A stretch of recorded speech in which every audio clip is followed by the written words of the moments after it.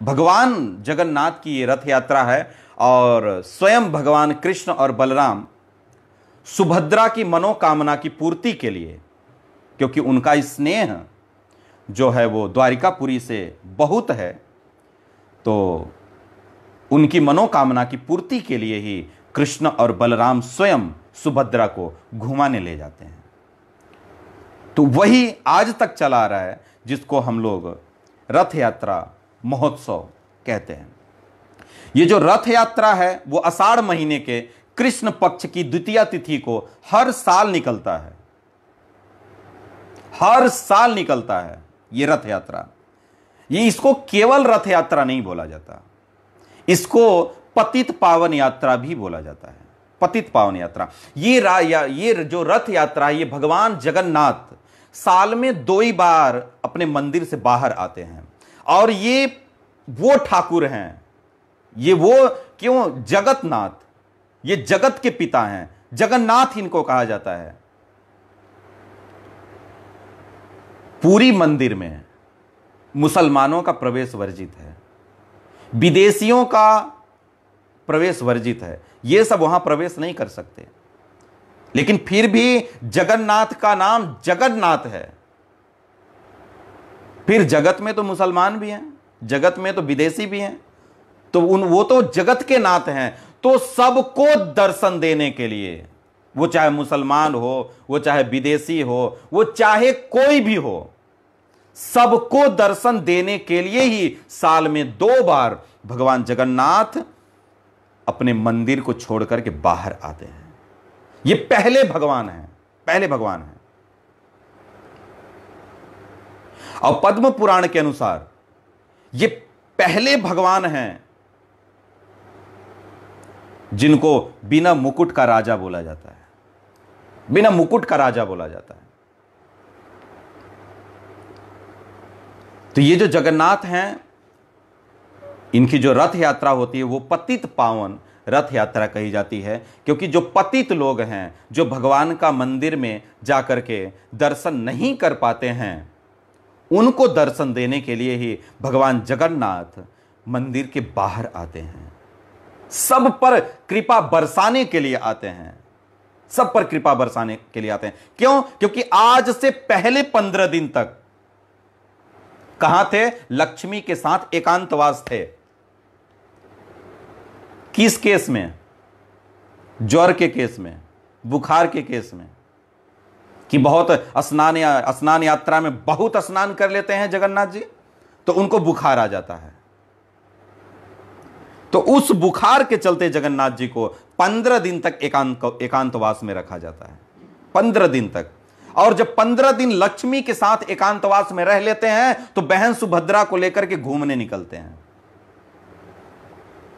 अब बताओ, लेकिन हमारी लक्ष्मी जी हैं कि कभी रुष्ट नहीं होती हैं।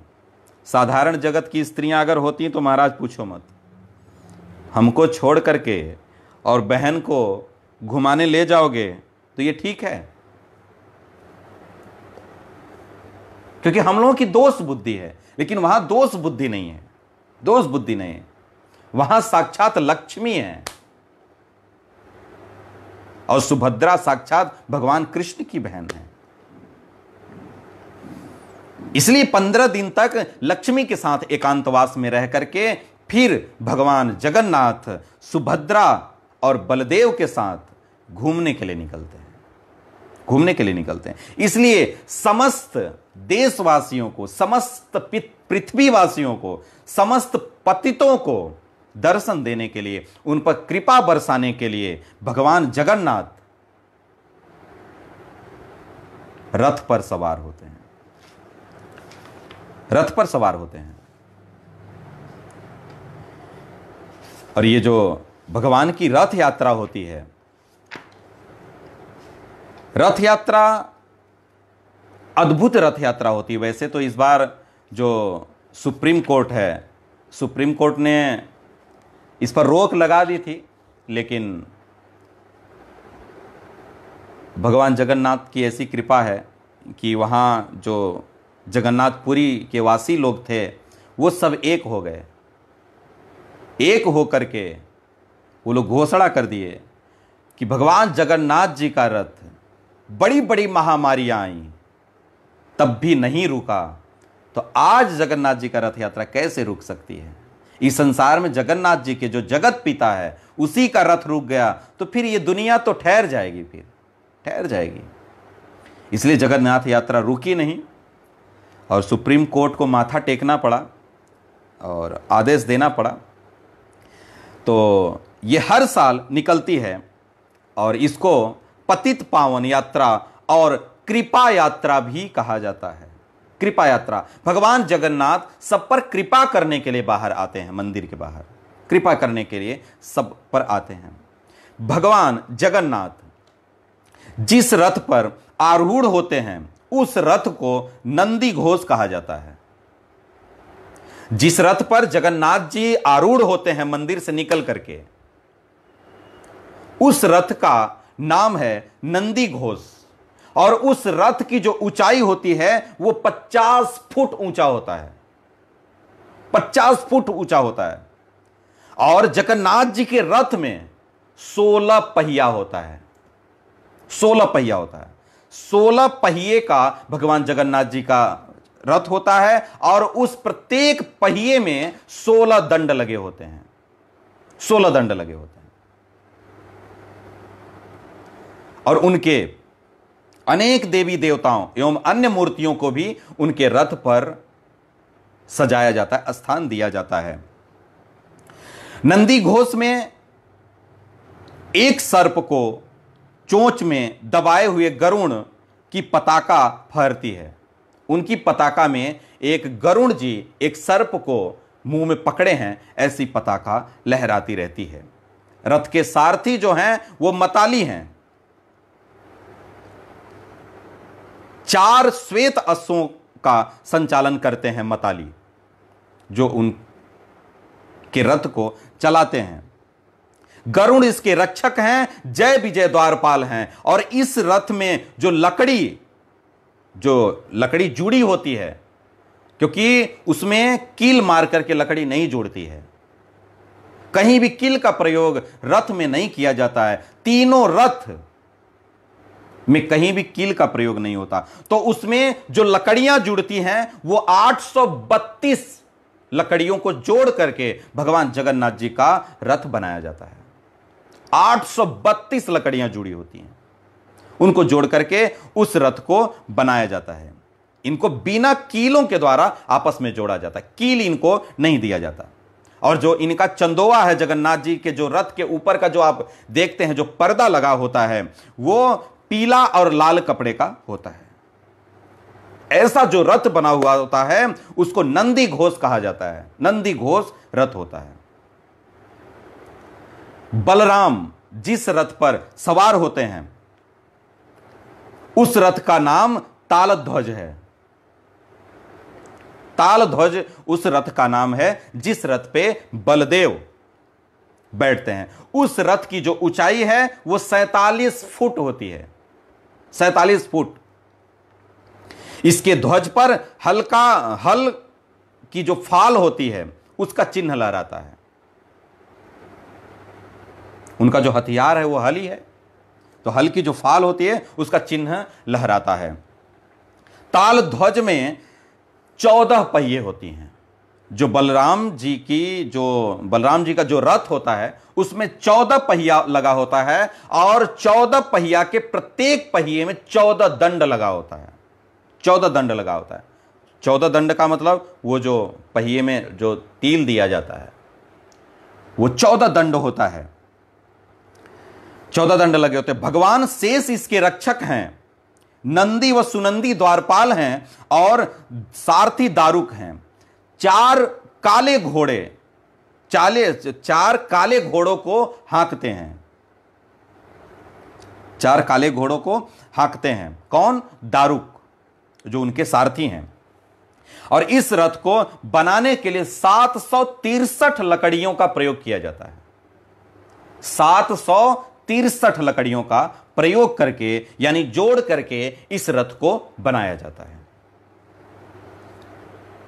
इस रथ को बनाया जाता है। और इसका जो चंदोआ है, जो ऊपर का जो कपड़ा है, वो हरे और लाल रंग का बना हुआ होता है, हरे और लाल रंग का बना हुआ।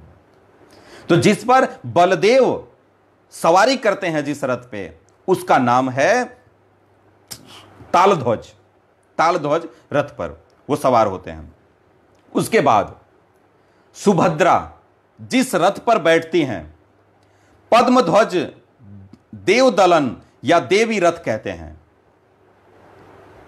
उनको। जिस रथ पर सुभद्रा बैठती हैं, उस रथ को 3 नामों से जाना जाता है, पद्मध्वज, देवदलन, देवी रथ। इन 3 नामों से उनका रथ जाना जाता है जिस पर सुभद्रा बैठती हैं। जमीन से 43 फुट ऊंचा उनका रथ होता है। 43 फुट ऊंचा उनके होते हैं। इस रथ में, सुभद्रा के रथ में 12 पहिए लगे होते हैं और प्रत्येक पहिए में 12 दंड होता है। 12 दंड होता है। जय दुर्गा इसकी रक्षा करती हैं और गंगा यमुना इसकी द्वारपाल हैं। गंगा यमुना इसकी द्वारपाल हैं और इसके सारथी अर्जुन हैं। सुभद्रा के जो रथ के जो सारथी हैं वो अर्जुन हैं, जो बादामी रंग के 4 घोड़ों को नियंत्रित करते हैं। और इनके रथ में जो लकड़ियों की संख्या है जिनको जोड़ करके रथ को बनाया गया है, वो 593 लकड़ियों को जोड़ करके आपस में बनाया जाता है। और सुभद्रा और सुदर्शन चक्र इसकी सवारी करते हैं। यह लाल और काले रंग के चंदोवे से सजा होता है। इसमें सुभद्रा और सुदर्शन 2 लोग सवारी करते हैं इस रथ में। तो इस तरह से तीनों रथ को तैयार किया जाता है। और इन तीनों रथ को 4 महीने पहले से आज से 4 महीने पहले से, यानी बसंत पंचमी से, आप बसंत पंचमी से लकड़ियां खोजी जाने लगती हैं। लकड़ियां खोजी जाने लगती हैं और अक्षय तृतीया से इस रथ के बनने का कार्य शुरू होता है। अक्षय तृतीया से बनने का कार्य शुरू होता है। ढेर सारे लोग इसमें, उनकी परंपरा है, जितने भी बनाने वाले लोग हैं वो बड़ी श्रद्धा से भगवान जगन्नाथ जी के रथ को तैयार करते हैं और तैयार करके भगवान जगन्नाथ को उस पर विराजमान किया जाता है, जिस रथ पर बैठ करके पतितों का उद्धार करने के लिए भगवान जगन्नाथ, बलदेव और सुभद्रा बाहर आते हैं। क्योंकि 2 ही बार भगवान जगन्नाथ बाहर आते हैं। एक बार स्नान यात्रा में आते हैं और दूसरी बार भगवान रथ यात्रा में आषाढ़ मास के महीने में, जो ये कृष्ण पक्ष की द्वितीया तिथि है, आज के दिन भगवान बाहर आते हैं। इस परिप्रेक्ष्य में, रथ यात्रा के परिप्रेक्ष्य में, हमारे जो उपास्य हैं कलयुग के साक्षात भगवान हमारे चैतन्य महाप्रभु, उनकी भी बहुत सारी लीलाएं हैं, बहुत सारी लीलाएं हैं। एक समय था जब ये चैतन्य महाप्रभु बोले, भाई हम लोगों को पांडु विजय समारोह देखना, यानी रथ यात्रा देखने हम लोगों को जाना है। तो रथ यात्रा देखने के लिए चैतन्य महाप्रभु अपने समस्त भक्तों को लेकर के और मंदिर गए। उस समय चैतन्य महाप्रभु पुरी में ही निवास करते थे और चैतन्य महाप्रभु रथ यात्रा का दर्शन करने के लिए गए। वहां उन्होंने देखा कि ढेर सारे लोग जगन्नाथ जी का दर्शन करने के लिए खड़े हैं। उन्हीं बीच में जगन्नाथ जी का दर्शन करने के लिए चैतन्य महाप्रभु भी खड़े थे। चैतन्य महाप्रभु खड़े थे दर्शन करने के लिए, और सब लोग बड़े बड़े वाद्य यंत्र बजा रहे थे, ध्वनियाँ निकाल रहे थे। लेकिन हमारे जो चैतन्य महाप्रभु थे वो मणिमा मणिमा मणिमा मणिमा का उद्घोष कर रहे थे। मणिमा का उड़ीसा में किसी सम्मानित व्यक्ति के प्रति सम्मान प्रदर्शित करने के लिए इस शब्द का प्रयोग किया जाता है। तो चैतन्य महाप्रभु ये कहना चाहते हैं कि इस पुरी में श्रेष्ठ जो है, सबसे जो सबका पिता है, वो जगन्नाथ भगवान है। इसलिए सबके सम्मानित जो हैं वो जगन्नाथ जी हैं, सबके जो प्रियतम हैं वो जगन्नाथ जी हैं। तो ऐसे मणिमा का उद्घोष कर रहे थे महाप्रभु। उन्होंने देखा कि मूर्तियों को स्थापित करने के बाद जो महाराज प्रताप रुद्र थे, वो सोने की मुट्ठ वाली, यानी सोने की मुठिया वाली झाड़ू लेकर के स्वयं रास्ते को बुहार रहे थे। इसी दृश्य को देख करके, उनकी शरणागति को देख करके चैतन्य महाप्रभु रीझ गए थे। इसी को देख करके प्रताप रुद्र पर चैतन्य महाप्रभु रीझ गए थे। कृपा को प्राप्त किए थे, क्योंकि जो लोग, कहा जाता है भगवान के रथ के आगे जो लोग झाड़ू मारते हैं, उससे हमारे चैतन्य महाप्रभु अत्यंत संतुष्ट होते हैं। चैतन्य महाप्रभु के संतुष्ट होने का तात्पर्य यही है कि भगवान स्वयं जगन्नाथ आपके ऊपर कृपा बरसा रहे हैं। जगन्नाथ जी स्वयं संतुष्ट हुए हैं, सेवा करने लगे। तो उनकी सेवा से ही उनको मन में बड़ी संतुष्टि मिली और उसी समय उन पर कृपा कर दिए थे। लेकिन काफी समय के बाद एक बार जो प्रताप रुद्र दर्शन करना चाहते थे महाप्रभु का। जब उनको पता चला महाप्रभु के बारे में, क्योंकि जो ये प्रताप रुद्र थे वो बहुत भगवत भक्त थे। मैंने अभी पीछे गीता में मैंने ये चर्चा किया था कि लेंस लगा होना चाहिए भक्तों को देखने के लिए, भगवान को देखने के लिए लेंस लगा होना चाहिए। तो भक्ति रूपी लेंस जिसके अंदर लगा है वही पहचान सकता है। उस भीड़ में खड़े हुए भक्तों के साथ चैतन्य महाप्रभु को प्रताप रुद्र पहचान लिए, ये साक्षात भगवान है। बाद में मिलने का प्रयास किए प्रताप रुद्र, लेकिन चैतन्य महाप्रभु बोले हम राजवेश यानी विषयी लोगों का हम दर्शन नहीं करना चाहते। चैतन्य महाप्रभु से राजा लोग नहीं मिल सकते थे। राजा लोगों का दर्शन चैतन्य महाप्रभु कभी नहीं करते थे। बोले ऐसे विषयी लोगों का दर्शन करने से भी चित्त अशुद्ध होता है। कहते हैं विषयी का संग करने से तो मन विषयी हो ही जाता है, लेकिन विषयी लोगों का दर्शन करने से भी व्यक्ति का मन दूषित हो जाता है। नहीं मिलना चाहते थे। तो एक दिन जो उनके मन में ऐसा आया, सन्यासी वेश धारण करूंगा महाप्रभु का दर्शन करने के लिए। देखिए, कहते हैं ना कि भक्ति मार्ग में त्याग बहुत है। आज स्वयं प्रताप रुद्र जो हैं वो प्रभु का दर्शन करने के लिए वो अपने राजत्व को त्यागने के लिए तैयार हैं। राजत्व को त्यागने के लिए तैयार हैं।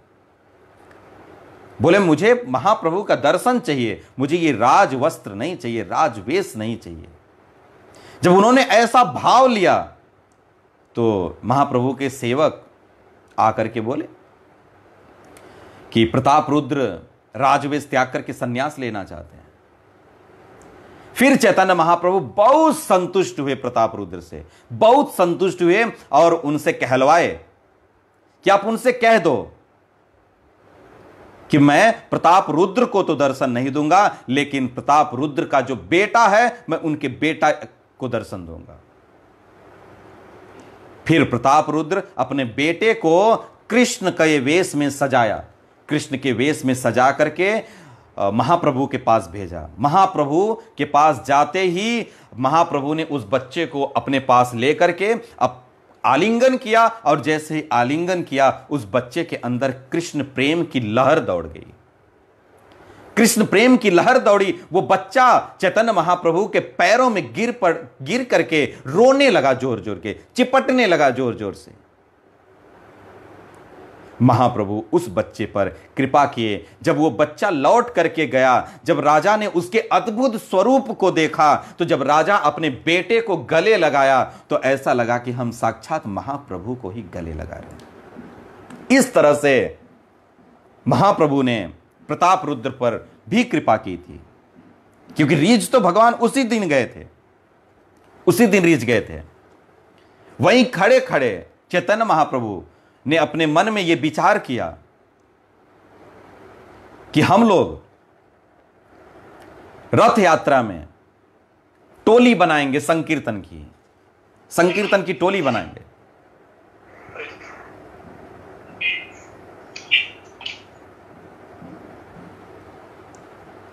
संकीर्तन की हम लोग टोली बनाएंगे। तो महाप्रभु ने अपने पार्षदों को लेकर के, अपने भक्तों को लेकर के 4 टोली बनाई, कीर्तन की 4 टोली बनाई, और उस 4 टोली में अलग अलग लोगों को, कहने का मतलब अलग अलग लोगों को प्रमुख के रूप में, कीर्तनिया के रूप में रखा। और उसके बाद उसमें नित्यानंद महाप्रभु, अद्वैताचार्य, श्रील हरिदास ठाकुर और श्री वक्रेश्वर पंडित इत्यादि थे। चारों दलों में अलग अलग कीर्तनिया थे, और नृत्य करने के लिए इनको, देखिए रथ यात्रा में नृत्य करने के लिए इनको मुख्य रूप से रखा गया था कि आप नृत्य करेंगे नाम संकीर्तन पर। उसके बाद 4 दल महाप्रभु तैयार किए, और 1 दल कुलीन ग्राम नामक गांव से आया। 5 हो गए, और 6वां जो था वो शांतिपुर। जब शांतिपुर के लोग सुने कि महाप्रभु आ गए हैं पुरी में, तो वो लोग अपनी 1 टोली लेकर के आए थे। तो शांतिपुर वाले लेकर के आए 1 टोली, हो गई 6 टोली, और 1 टोली जो खंड ग्रामवासियों ने भी एक दल बनाया संकीर्तन का। 7 दल बन करके तैयार हो गए। जब 7 दल बन करके तैयार हो गए, तो 4 दल रथ यात्रा के आगे चल रहे थे संकीर्तन के। 4 दल रथ यात्रा के आगे, 1 दल साइड में उधर दाएं, 1 दल बाएं, और 1 दल पीछे। इस तरह से चारों तरफ भगवान जगन्नाथ के रथ के चारों तरफ हरिनाम संकीर्तन की ध्वनि होते हुए रथ यात्रा आगे बढ़ती है। रथ यात्रा आगे बढ़ती है। तो इस तरीके से जबरदस्त वहां पे भगवान ने नृत्य किया, और वहीं पे चैतन्य महाप्रभु ने अपना एक ऐश्वर्य का प्रकाश किया, ऐश्वर्य का प्रकाश किया। क्योंकि वहां जो दल के मुखिया लोग थे, जो दल था, 4 दल जो महाप्रभु ने बनाया, वो चारों दल में, चारों दल के लोग सोचते थे कि चैतन्य महाप्रभु पूरे समय हम लोगों के दल में ही नृत्य करते रहे और भगवान नाम संकीर्तन करते रहे। केवल हम लोगों पर ही चैतन्य महाप्रभु कृपा किए हैं, और किसी दल में नहीं गए। भगवान एक साथ चारों दलों में नृत्य कर रहे थे, चारों दलों में नृत्य कर रहे थे। तो वहां पे चैतन्य महाप्रभु ने अपने एक ऐश्वर्य का प्रकाश किया था, एक ऐश्वर्य का प्रकाश किया था। क्योंकि भगवान जो है, यही तो भगवान का ऐश्वर्य से समग्र से वीर्य सहस्त्रिय ज्ञान वैराग्य योश्चैव षण्णाम भगेति अंगन। यही तो भगवान के ऐश्वर्य जो हैं, यही तो भगवान के अंग हैं, यही भगवान के अंग हैं। तो महाराज भगवान चैतन्य महाप्रभु अपने ऐश्वर्य को प्रकाशित किए, क्योंकि जो ये षडंग हैं, जो षडंग हैं, ये 6 प्रकार के जो अंग हैं, ये जिनके अंदर पूर्ण रूप से है वही तो भगवान है। क्योंकि इसका प्रकाश स्वयं भगवान कृष्ण भी किए थे। किसके सामने? नारद जी के सामने। एक बार क्या हुआ कि जब भगवान द्वारिकाधीश 16,108 रानियों के साथ विवाह किए, जब इतनी पत्नियां हो गई 16,108, तो नारद जी के मन में ऐसा विचार आया कि भाई कोई व्यक्ति एक पत्नी को नहीं संभाल पाता है, एक पत्नी के साथ नहीं रह पाता है। और ये द्वारिकाधीश 16,100 राजमहल बनवा करके और 16,100 राजमहलों में ये रहते हैं, ये रहते कैसे हैं? थोड़ा चल के हम लोग पता किया जाए। ये लगता है इन लोगों को मूर्ख बनाते होंगे और 1 घंटा उसके पास, 1 घंटा उसके पास, 1 घंटा उसके पास, 1 घंटा उसके पास, ऐसे अपना समय डिवाइड करके ये अपना रहते होंगे। ऐसा नारद जी के मन में भाव आया। तो नारद जी क्या किए कि नारद जी चले देखने के लिए कि भगवान कृष्ण किस रानी के पास हैं, किस महिषी के पास हैं कृष्ण। अब जब वहां से नारद जी निकले तो आए द्वारिकापुरी में। तो पहले एक महल में घुसे, वहां गए, देखे तो भगवान शयन कर रहे थे, आराम कर रहे थे। बोले वाह रे प्रभु, आपकी लीला तो अद्भुत है। ऐसा कह करके आसन पर बैठे। उसके बाद भगवान स्वयं आदेश दिए कि भाई देवर्षि नारद आए, इनको कुछ खिलाया पिलाया जाए। लड्डू आया, बोले नारद जी खाइए लड्डू। अब एक लड्डू उठा करके नारद जी खाए और खा करके चलता बने वहां से। बोले प्रभु अब बाद में आएंगे। अब सोचे यहां तो हैं कृष्ण, चलें दूसरे घर में देखें। जब दूसरे घर में वो गए तो देख रहे हैं कि वहां पे द्वारिकाधीश खा रहे हैं और जो देवी थी वो पंखा जला रही थी। बोले नारायण नारायण। वहां पे देखे तो जब भगवान खा रहे थे तो भगवान बोले आइए आइए देवर्षि नारद, आइए आइए बैठिए, लाइए भाई इनको कुछ खिलाइए। वहां भी लड्डू आया। अब एक तो लड्डू खाए, फिर लड्डू खा करके वहां से भी चलते बने। अब सोचे भाई कि दूसरे घर में जाए, देखें वहां है कि नहीं। अब जब नारद जी वहां गए तो देखे भगवान बैठ करके महिषी से बात कर रहे थे, आपस में चर्चा कर रहे थे। पहुंचे, बोले नारायण नारायण। देखते ही आश्चर्यचकित हो गए, हे भगवान वहां भी और यहां भी। आइए आइए नारद जी, भगवान का तो स्वभाव ही ऐसा है। आइए आइए बैठिए, विराजिए, लाइए भाई इनको लड्डू खिलाइए। अब सब जगह उनको लड्डू खाना पड़ रहा है, लड्डू खाना पड़ रहा है। अब वो एक लड्डू उसमें से खाए, उठाए और फिर वहां से चलता गए। ऐसे करते करते कम से कम 50 महलों में गए, 50 महलों में गए, 50 लड्डू खाए। पेट एकदम भर गया, गले तक लड्डू आ गया। अगले महल में गए, वहां जाकर के देखे तो भगवान बैठे हुए। आश्चर्यचकित हो गए नारद जी। वहां पर बोले भगवान आओ आओ नारद जी आओ, लो लड्डू खाओ। बोले नहीं प्रभु अब लड्डू नहीं खाएंगे, अब मेरा पूरा पेट भर गया, अब लड्डू नहीं खाएंगे हम। बहुत आश्चर्यचकित हुए। वहां से निकल करके नारद जी भागे। बोले भाई भगवान को मत जानो, भगवान सर्वत्र है, कोई ये नहीं कह सकता कि भगवान यहां नहीं है। इसलिए अब इतना ही लड्डू खा करके हमारे गले तक आ गया है। और 16,100 लड्डू अगर पहचानना, अगर देखना है कि 16,100 राजमहल में भगवान है कि नहीं, तो 16,100 लड्डू का पहले जगह बनाओ, उसके बाद फिर भगवान का खबर लो। तो भगवान सब जगह अपने ऐश्वर्य को प्रकाशित किए हैं, सब जगह अपने ऐश्वर्य को प्रकाशित किए हैं। उसी ऐश्वर्य को आज पुरी में भी प्रकाशित किए भगवान जगन्नाथ रथ यात्रा में। और चारों दल में भगवान नृत्य कर रहे थे और सब लोग यही सोच रहे थे कि महाप्रभु हम लोगों पर कृपा बरसाने के लिए हमारे दल में ही नृत्य कर रहे हैं, हमारे दल में नृत्य कर रहे हैं। उसके बाद रथ आगे गया। एक समय ऐसा आया जब रथ एकदम खड़ा हो गया, क्योंकि रथ कई दिन चलता है। तो फिर पता चला महाप्रभु को कि रथ नहीं खींचा जा रहा है, रथ हिल ही नहीं रहा है, कोई हिला ही नहीं पा रहा है। तो जब विश्राम लिए जगन्नाथ जी, उसके बाद जब सुबह हुआ तो रथ बढ़ा ही नहीं आगे। जब रथ नहीं बढ़ा तो प्रताप रुद्र आए, रथ को आगे बढ़ाने का प्रयास करने लगे, क्योंकि जो रथ यात्रा है उसको किसी को खींचने की सामर्थ्य नहीं है। कहा जाता है जो जगन्नाथ भगवान हुए हैं वो स्वयं चलित हैं, स्वयं चलित हैं, उनको किसी को चलाने की जरूरत नहीं पड़ती। बिनु पग चल ही सुन ही बिनु काना, कर बिनु करहि करम विधि नाना। ये देखिए पद था कि बिनु पग चलहि,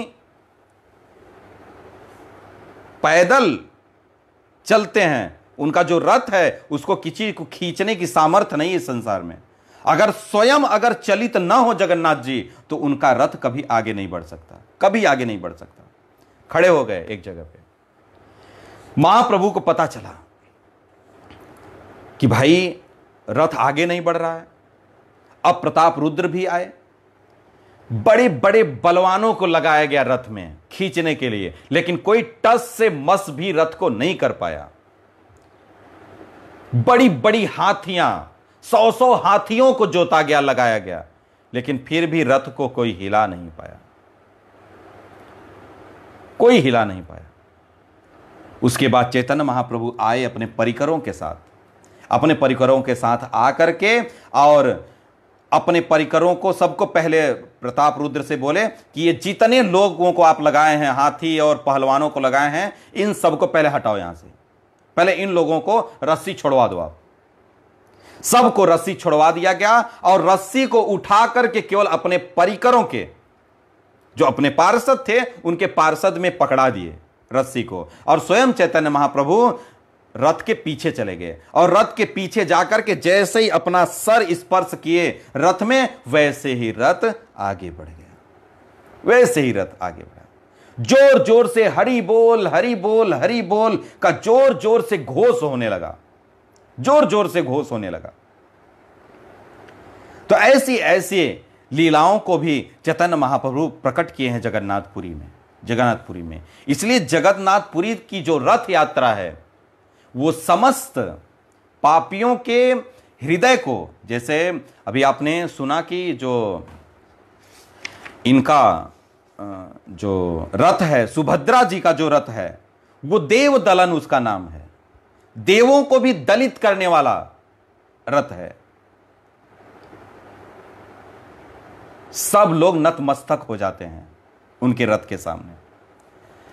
तो ये जो उनका रथ है जगन्नाथ जी का नंदी घोष जो रथ है, इस रथ में समस्त देवी देवताओं का भी स्थान होता है। और इनकी जो शोभा यात्रा है वो बड़ी अद्भुत शोभा यात्रा है।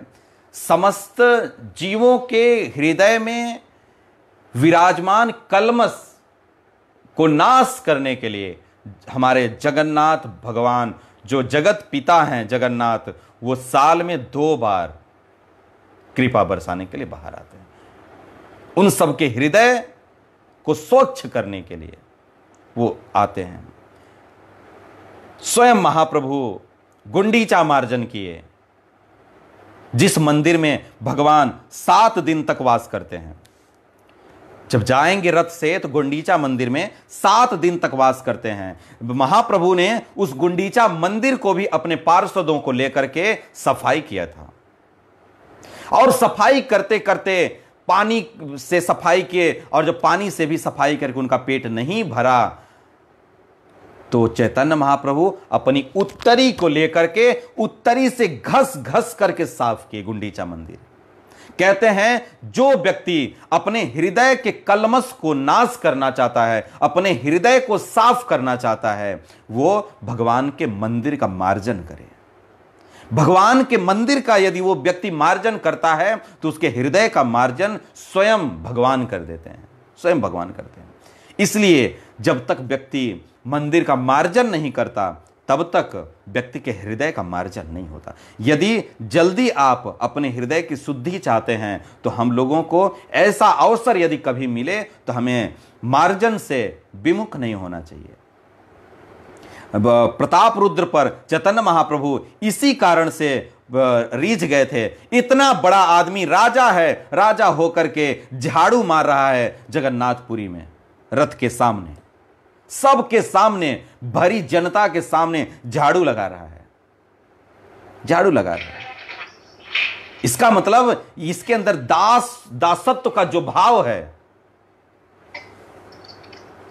उसी दासत्व के भाव पर ही चैतन्य महाप्रभु रीझ गए थे। उसी दासत्व पे चैतन्य महाप्रभु रीझ गए थे। तो ऐसे जो रथ यात्रा है, आज बड़ा हम लोगों के लिए शुभ तिथि है रथ यात्रा की।